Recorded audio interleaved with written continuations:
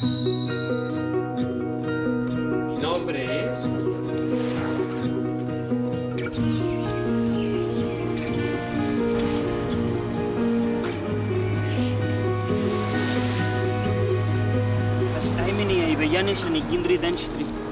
te entiendo nada.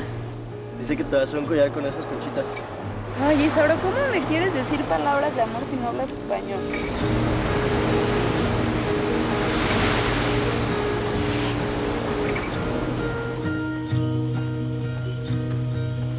¡Isauro!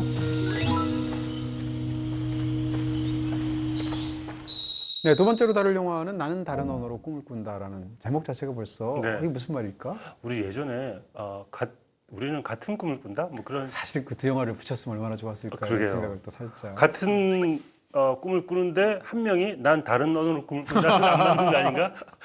결별의 어떤 원인이 되는 게 아닌가 싶기도 하고요. 네. 근데 재밌는 게 이 꿈이라는 것 그리고 언어라는 게 어쩌면 우리가 오늘 다루는 육체의 언어인 것처럼 한 사람이 하나의 육체이고 네. 한 사람이 하나의 육체로서 하나의 언어를 소유한다고 생각을 한다면 네.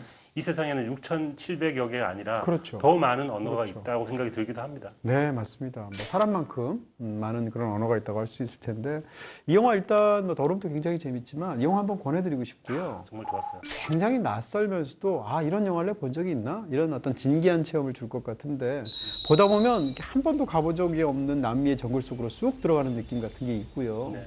그러면서 또 이야기 자체가 굉장히 이제 뭐라고 그럴까요? 극화되어 있고 친화적이면서도 우리가 보통 이제 남미의 어떤 그런 이야기들을 다루는 예술들을 다룰 때 우리가 흔히 마술적 리얼리즘이라는 말을 쓰잖아요. 네. 그런 것이 영화에 적용되어서 굉장히 잘 표현된 것 같은 네. 그런 뛰어난 멕시코 영화라고 할 수 이 있습니다. 설정 자체가 너무 재미있었던 게 사멸에 가는 시크릴어라는 언어가 있는데 이 언어를 전수받은 사람이 딱 3명밖에 없는데 네. 한 명이 갑자기 세상을 떠나게 됩니다. 맞아요. 둘밖에 안 남았는데 두 사람은 철천지 원수예요. 50년째 말을 안 하고 그러니까요. 있는 이 두 사람이 어떻게 하면 대화를 하게 할 것인가가 난관이자 사실 이 영화를 만들고 이 언어를 연구하는 사람의 꿈인데 이 과정 자체가 어쩌면 굉장히 재미있는 설정인 것 같은데 Lo corrió del pueblo. 그리고 저는 이 시크릴어라는 네. 뭐 존재하지 않는 언어인데 이제 감독이 직접 만들어낸 언어인데 이 시크릴어를 설명하는 과정 자체가 너무 아름다워서 이 시크릴러는 그 태초에 여자가 새였는데 이 새가 지상에서 걸어다니는 최초의 남자를 사랑하게 됐고 말이 안 통하니까 이 새가 이 사람에게 언어를 가르쳐주게 되었고 그 언어는 밀림에서 모든 동물들이 쓰는 시크릴어였다. 그래서 이 두 사람이 소통을 하게 되었고 그 소통을 해서 처음으로 생긴 아이가 인류 최초의 인간이었다라는 이 신화와 이 설화, 우화 같은 것이 굉장히 재미있고요.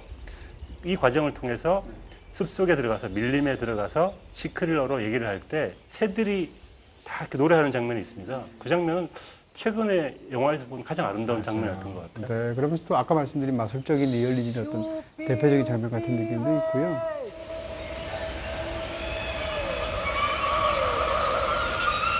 Abiga Shambra. Englas Daidri. Englas Daidri. 지금 이야기해 주신 것처럼 사실은 굉장히 관념적인 이야기를 다루고 있는 거예요. 시클리어라는 그 언어 자체가 사멸해 가는 과정을 삼각관계를 보였던 어떤 그런 사랑 이야기로 유장하게 펼쳐진 영화라고 네. 보이는데 그 이야기를 관념적으로 풀지 않으면서도 굉장히 멋지게 창조적으로 풀어낸 작품이라고 할 수 있을 텐데 네. 예를 들면 이제 극 중에 언어 상황이 다른 어떤 영화보다도 중요한 영화입니다. 근데 극 중에서 이제 언어를 한 여자 혹은 두 남자 딱 세 사람만 할 줄 아는 언어가 시크릿인데 여자가 돌아가시게 된 거죠. 네. 글쎄 두 남자 사이의 이야기인데 서로 이제 얘기를 안 하는 상황이잖아요. 근데 흥미로운 것은 이 두 사람이 결국은 어떤 식으로든 화해의 전기를 맞이하게 되고 방송에서 시크릿어로 대화를 하고 이어서 두 사람이 잠깐 쉴 때 테이블에서 서로 얘기하는 장면 같은 게 있어요.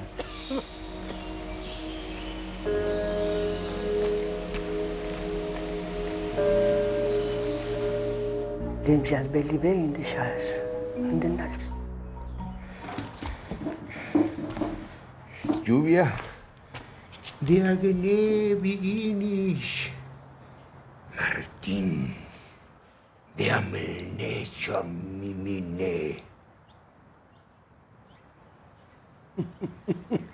두 사람이 시크릿어를 막 얘기를 하다 보니까 지금 마르틴이라는 언어학자 그 모든 일을 주재하고 있는데 하나도 못 알아듣잖아요. 이름만 들려. Κρασγυρνή. 그때 이제 마르틴이 그 언어에서 소외된 상황이 굉장히 흥미롭게 나옵니다. 근데 이 장면은 그 이전에 나왔던 다른 장면하고 겹쳐져 있어요. 그 장면은 뭔가 하면 어린 시절에 원래 이 산 이시드로라는 마을은 원래 많은 사람들이 시크릿어를 썼던 거예요. 50년 전에는. 근데 그런 상황 속에서 외부에서 굉장히 멋진 여자가 한 명이 오죠. 바로 이 어떻게 보면 불화의 근원이라고 생각되었던 마리아라는 여성이 오게 되는데 그러면서 이제 삼각관계가 생기는데 마리아는 당연히 외부에서 온 사람이니까 스페인어밖에 모른단 말이에요. 멕시코에서 일반적으로 쓰고 있는. 근데 이 두 사람 중에서 한 명은 그 이사우로라는 사람이고 한 명은 에바리스토라는 사람인데 이사우로는 시크릿어밖에 몰라요.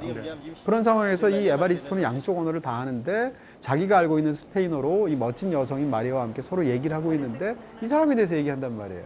근데 이사우로는 그 스페인어를 못 알아들으니까 굉장히 뻘쭘하게 언어로부터 소외된 상황이 있거든요. 그런 상황을 50년 뒤에 이번에는 마르틴이라는 마리아처럼 외부에서 온 또 다른 존재를 통해서 그걸 역전시켜 버리는 거죠. 그럼으로 인해서 어떻게 보면 이사우로라는 언어에 있어서의 소수자에게 그 어떤 그런 새로운 스포트라이트를 주면서 그 사람의 맺혀져 있던 언어적인 한을 사실상 풀어주는 장면 비슷한 거예요. 네. 결국에는 언어가 곧 권력이다라는 맞아요. 이야기를 해주고 네. 있는 것 같고요.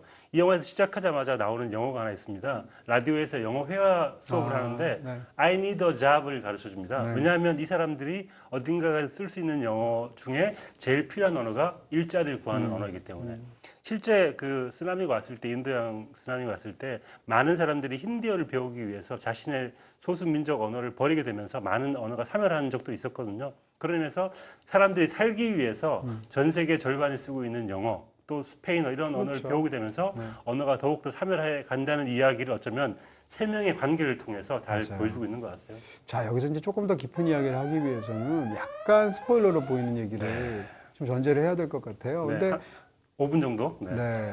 한 5분 정도 얘기할 것 같은데요. 근데 이 얘기를 하기 앞서서 먼저 말씀드릴 건 이 스포일러가 들어가는 지점이 영화의 한 40분 좀 지났을 때입니다. 그 말인 즉슨 사실은 이 스포일러가 결정적인 스포일러가 아니라는 뜻이고요. 그렇죠. 어쨌건 그래도 스포일러 걱정되시는 분이 건너뛰셨으면 좋겠고요. 네. 예를 들어서 식스센스 같은 영화에서 반전이 등장하는 시점이 어디냐는 거예요. 영화가 끝나기 한 2, 3분 전에 시작하거든요. 그 얘기인 즉슨 그 반전을 알고 그 영화를 보면 완전히 꽝이라는 얘기죠. 네. 근데 이 영화는 정 가운데쯤 들어가 있기 때문에 그 뒤에도 반전을 알고도 할 얘기가 굉장히 많다는 저도 뜻이거든요. 평론가님 얘기 듣고 반전 나오면 시간 체크하는 버릇이 생겼거든요. 딱 봤더니 45분이더라고. 그래서 봐도 되는구나. 봐도 되는구나. 그랬죠. 그런 생각이 들 수도 네. 있죠. 자, 이제 그 반전에 따르면 사실은 마리아를 가운데 놓은 삼각관계를 보였지만 그게 아니라 오히려 이 에바리스토를 가운데 놓은 삼각관계였다라는 것이고요. 네. 그 에바리스토와 이사우로는 마리아를 놓고 싸운 연적이 아니라 사실 두 사람은 사랑하는 사람이었다라는 어떤 설정이 사실은 이 영화의 스포일러로 중간에 들어가죠. 네. 근데 이 이야기는 굉장히 강렬한 어떤 사랑 이야기로서 중요한 설정이기도 해요. 저는 더 중요한 게 언어적인 상황이라고 생각하거든요. 네. 그래서 애초에 이 영화는 그런 걸 말한다고 생각하는데 이 영화에서 기본적으로 구조가 있습니다. 예를 들면 이 마르틴이라는 사람은 바깥에서 스페인어로 사용을 해서 이 안에 들어온 사람이란 말이에요. 그러면서 이 안에 있는 에바리스토의 손녀인 주비아와 또 사랑하는 관계가 되는데 이 관계가 사실상 예전에 마리아와 에바리스토의 관계랑 사실상 똑같다는 거예요. 네. 외부에서 온 매력적인 이성을 사랑하는 것처럼 보이는 내부의 사람인 거죠. 근데 또 한 가지 또 중요한 것은 뭔가 하면 주비아가 초반에 아까 방송 얘기하는 거에서 말씀드렸듯이 이 사람이 스페인어와 이 시크릿어에 대해서 본인이 어떻게 생각하는가, 영어에 대해서 어떻게 생각하는가, 자기가 하는 스페인어를 하찮게 여기고 영어를 굉장히 좋아하면서 자기가 바깥으로 나가고 싶어 한단 말이에요. 에바리스토 자체가 50년 전에 그랬었고요. 자기가 알고 있는 시크릿어보다 바깥에서 온 그녀의 언어인 훨씬 더 메이저 언어라고 얘기할 수 있는 스페인어를 훨씬 더 동경하면서 어떻게 생각하면 스페인어를 말하는 그녀와 자기의 원래 그 원주민어인 시크릿어를 말하게 되는 이사우로 사이에서의 갈등을 다룬 어떻게 보면 언어적인 상황을 사랑 이야기로 번안한 것처럼 보이기도 한다는 네. 거죠. 제가 아까 한 사람이 하나의 언어를 가지고 있고 네. 전 세계 한 사람만큼 각각의 사람만큼 네. 언어가 다양하다라고 말씀을 드렸는데 네. 저는 제목이 되게 의미심장한 것 같아요. 나는 다른 언어로 꿈을 네. 꾼다라는 게 사랑의 과정 같기도 하거든요. 네. 나는 나만의 언어밖에 몰랐는데 새로운 언어를 딱 만났어요. 그 사람을 알고 싶어요. 내 언어가 아니라 상대방의 언어로 꿈을 꾸는 거죠. 그러니까 두 사람이 만나면 두 사람이 같은 꿈을 꾸게 되는 거고 두 사람만의 언어가 생기는 거죠. 네. 그래서 그 두 사람이 하나의 언어를 공유하게 되는 거고 네. 이 사랑이 깨지는 순간 네. 그 언어는 사라져 버리는 거예요. 그러니까 각각 하나씩의 언어가 있고 네. 둘이 만나면 또 하나의 언어가 생기기 때문에 네. 이 세상에는 각 사람 한 사람마다 하나의 언어가 있는 게 아니라 한 사람의 언어 플러스 만났을 때 새로운 언어 같은 게 생긴다는 거죠.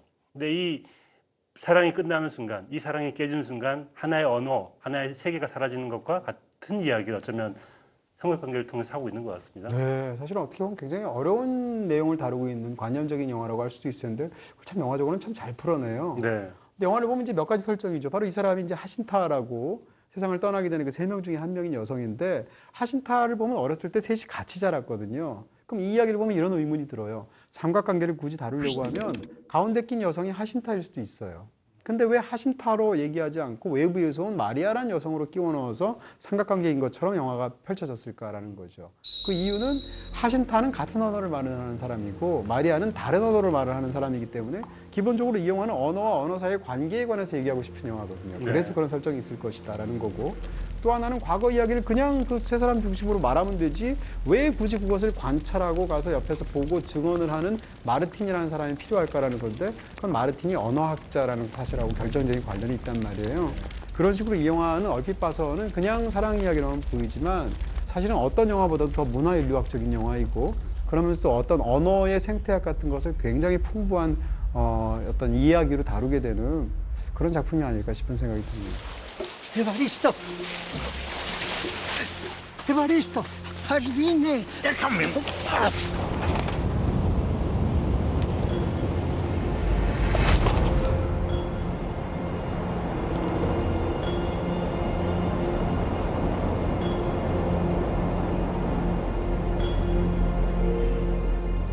결국은 이 영화에서 주인공은 사실은 에바리스토인 것처럼 보이고요. 네. 에바리스토와 이사우로의 관계 혹은 마리아의 관계를 보다 보면 결국 이 얘기는 에바리스토가 자기의 원래 언어인 시크리어에 대해서 어떤 태도를 갖고 있느냐가 영화에서 핵심처럼 보여요. 네. 과거에는 자기 언어임에도 불구하고 약간 그것을 부끄럽게 여기기도 하고 다른 데 가고 싶기도 하고 그래서 마리아와 결혼 생활을 했지만 자기가 진짜 사랑한 건 시크리어로 상징되는 이사우로였단 말이에요. 네.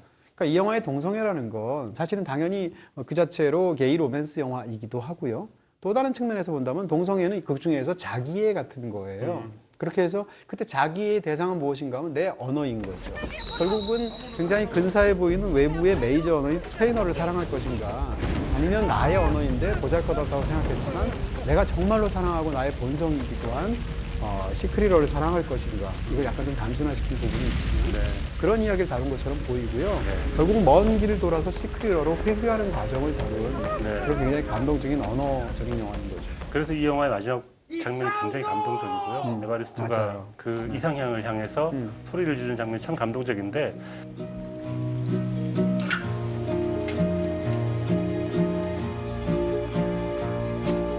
Ashta minne mbasibiash Ginashne mbablemne Bige niadetemne 생각을 해보면 이 영화의 주인공이 왜 에바리스트일 수밖에 없느냐 하면 이 영화는 결국 에바리스트의 죄책감에 대한 이야기인 것 같아요. 젊은 시절 잘못된 선택을 하여서 정말 사랑하는 사람인데 그 사랑에 대한 윤리적 책임감 혹은 죄책감 때문에 죄의식 때문에 종교 때문에 하지 못했던 일들을 나중에 깨닫게 되는 건데 그게 어쩌면 늘 가지고 다니는 맞아요. 의자 같아요. 바로 그렇죠. 의자를 늘 가지고 다니는데 그게 십자가처럼 보이더라고요. 그러니까 그걸 늘 짊어지고 다니다가 마지막 순간에 그 의자를 놓아두고 어딘가로 걸어 들어가는 이야기여서 이 영화가 가지고 있는 그 시각적으로 의자의 이미지 그리고 죄책감에 대한 죄의식에 대한 이미지 같은 게 마지막에 이르는 굉장히 선명하게 드러나는 것 같습니다. 아유 감탄스럽습니다. 왜냐하면 제가 엔딩에서 할 말을 다 줄여주셔가지고 죄송합니다. 정말 감사합니다. 어떻게 그렇게 딱 제가 하고 싶은 말만 딱딱 골라서 네. 잠시 후에 이거 한번 복붙 컨트롤 X 컨트롤 V 해주시면 될 것 같고요. 네. 네. 딴 거 고르세요. 아니에요. 그럴 수 없습니다. 네.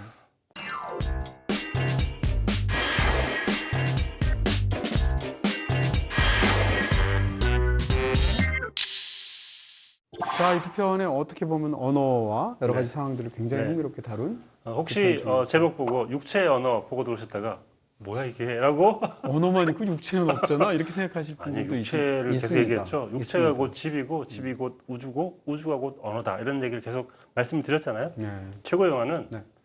난 다른 언어로 꿈을 꾼다는 최근에 본 영화 중에 가장 아름답고 진짜 멋있어요. 그리고 소리를 좀 크게 키우셨으면 좋겠어요. 이 소리들은 네. 벌레 소리, 새소리, 바람 소리, 강 소리가 숲속의 정령들처럼 하나의 존재들처럼 계속 소리를 내는데 역시 음질 좋은 BTV로 크게 트시고 오랜만이에요. 네, 보시면 좋을 것 같고요. 이 소리 역시 일종의 하나의 존재들입니다. 왜냐하면 또 그 소리들이 실제 정령들인 것처럼 생각을 하고 판타지 공간 속에 그들이 웃고 떠드는 이야기처럼 묘사를 하고 있기 때문에 그렇죠. 굉장히 중요한 캐릭터인 것 같고요. 네. 그래서 최고의 장면도 저는 이 장면을 잊을 수가 없어요. 보통 잘 안 몰잖아요. 안 약간 모는데 이렇게 하는데. 최근에 좀 약간 모는 경향이 있긴 하지만 네. 중간에 그 두 사람이 숲속에 들어가가지고 시크릴어로 뭐라고 얘기를 하니까 새들이 여기저기서 막 소리를 내면서 맞아요.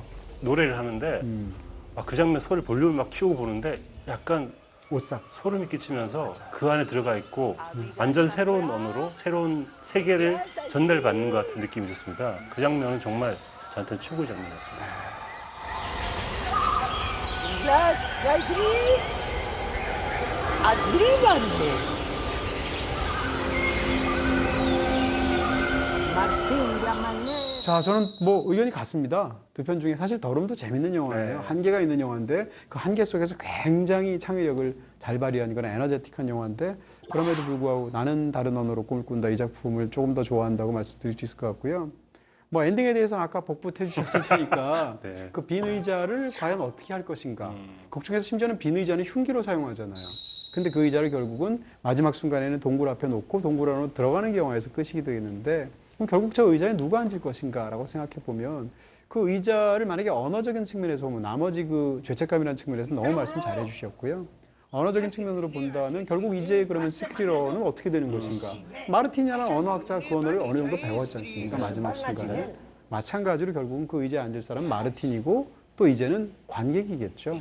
그런 측면에서 또 엔딩 장면이 굉장히 멋지게 느껴졌어요. 그 전 엔딩이 이렇게 귀여운 줄 모르겠어요. 그 자막을 대화 자체가.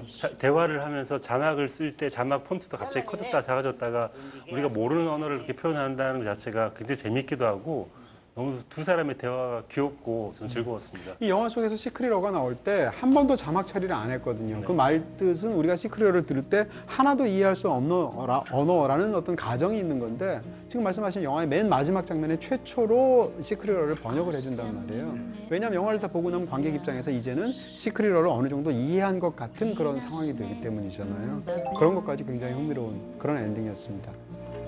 비게 니야 때문에 니야 비게 니야. 네, 이렇게 해서 두 편의 육체 언어라는 주제를 가지고 여러분께 소개해드렸고요. 제목에 걸맞은 네. 참 우아한 영화였던 것 같습니다. 그렇습니다. 모처럼 장명 잘한 것 같고요. 네. 자, 이 두 편의 영화 모두 BTV에서 보실 수 있고요. 평상시에 사실 보기 힘든 그런 스타일의 영화인데 두 편 모두 굉장히 좋아하시지 않을까 추천해 드립니다. 저희는 다음 주에 뵙도록 하겠습니다. 감사합니다. away